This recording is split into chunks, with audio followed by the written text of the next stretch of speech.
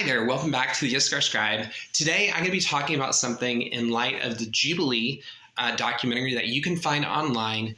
Can you stop being gay? I think is the title of it. You can find it online. There's a lot of discourse. However, I'm going to be talking about something incredibly serious today. You're going to want to save, share, like, comment, because this is something that I believe is starting to be apparent. I believe that there is a new type of therapy that is developed and we can see a full application of it. I truly believe it's a therapy that was designed, and people are not calling this a therapy. They just are using several different factors. I want to talk about that factor. And what I have coined is diverting a therapy, or diversion therapy, is the word that I have coined. I believe it's the exact opposite of conversion therapy. If you're not sure what conversion therapy is this idea, and it's been proven very harmful before people jump on bandwagon, which I have also talked about the harms of it, that the vast majority of it is entirely harmful because people would harm people and do physical experiments and more. And I actually have a playlist on queer studies, which you can check out on YouTube, about all sorts of topics, which I have included several of those stories already that you can go look, many of which I have heard and seen and am very knowledgeable on. But going into this type of therapy that I have coined as diversion therapy, some of the things that I noticed when I watched Jubilee is both someone who is supposed to be a spiritual leader and a therapist.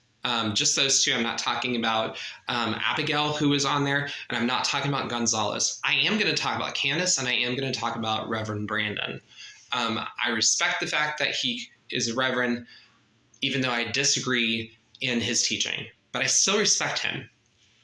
With that being said, Candace, as I've gone on to say in another video, in her reply, in her own words, she said, I don't know how the fuck I'm supposed to hug someone who's ex-gay.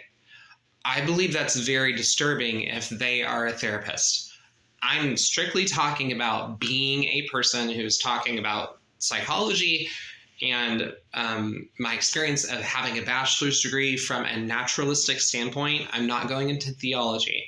I'm simply just bringing up a point about psychology. I'm not an expert in psychology, but I am noticing a pattern that is suggestive that people perhaps have made a therapy. And that's what I released today on Twitter. If you find me on there, you can, or Truth Social, and I released it to all my platforms. The reason why I believe that it is a therapy that people are doing and it's also harmful is a couple of reasons. The first is that they attempt to force people into sexuality, into gender diversity, into this idea of gender ideology. And they, in the attempt, which I've covered this before, they have a hidden agenda to discredit and disprove the lives of people. Now, if you follow news and you follow the OUT movement that happened, there were several articles about that happened, I think, 2 or 3 years ago. I think it was 2019. I can't remember. A bunch of people who are ex-gay went to Washington, D.C. They talked about the fact that they had spouses or stories or how they recovered from trauma or the religious experience.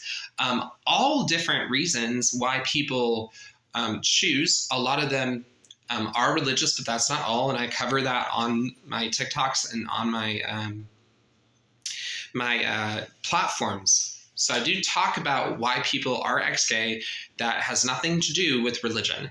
And so much of progressivism attacks people who are religious, but not all people who were gay identify as being gay. Like myself, I had a relationship with a man, and I just don't subscribe to that line of philosophy that they try to promote.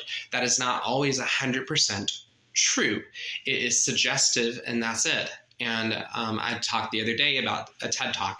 My point, though, is that because of the admission of I had one agenda, and this was by Brandon, who the effect of his statement is that he was hoping people would, if they had homosexual attractions at all, would admit it and not say that he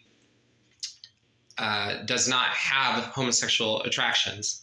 With that being said, because this is such worded that they're all liars, not all ex-gay people, and studies prove this, that sexuality, and I've covered this before, that's not a known factor that people will just be gay the rest of their life.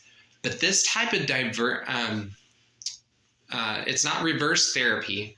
This diverting people away from who they already are and on the journey that they're at and how they're okay, to shame them as liars or to say that they don't exist. And there were articles about detrans that came out, published articles by at least one that I can think of immediately. And I had talked about that earlier this year. I believe that it is a type of therapy that is abusive, that is harmful, and it is literally the exact opposite of conversion therapy. So where in conversion therapy, people, they are forced to change and to give up homosexuality.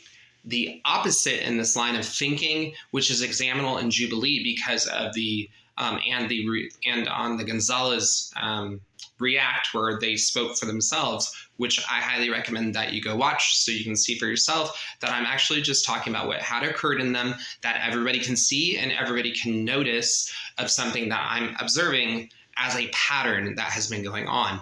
Because people are so resentful of the therapy that was harmful, I believe they tried to do the exact opposite version of conversion therapy. And they're using the same type of elements. They're using religion. They're using malignment of character. They're saying you're just faking it. You're just lying, that your experience isn't real. If you just believe me and you believe this spiritual path. So it really is merging spirituality and psychology in that wokeism movement. So I really believe it is a form of therapy because they say that you are not loving, that you are not kind. Now, if you are going to watch the Jubilee conversation, watch my other TikToks before you come back and say, well, what about this on Jubilee? What about that on Jubilee?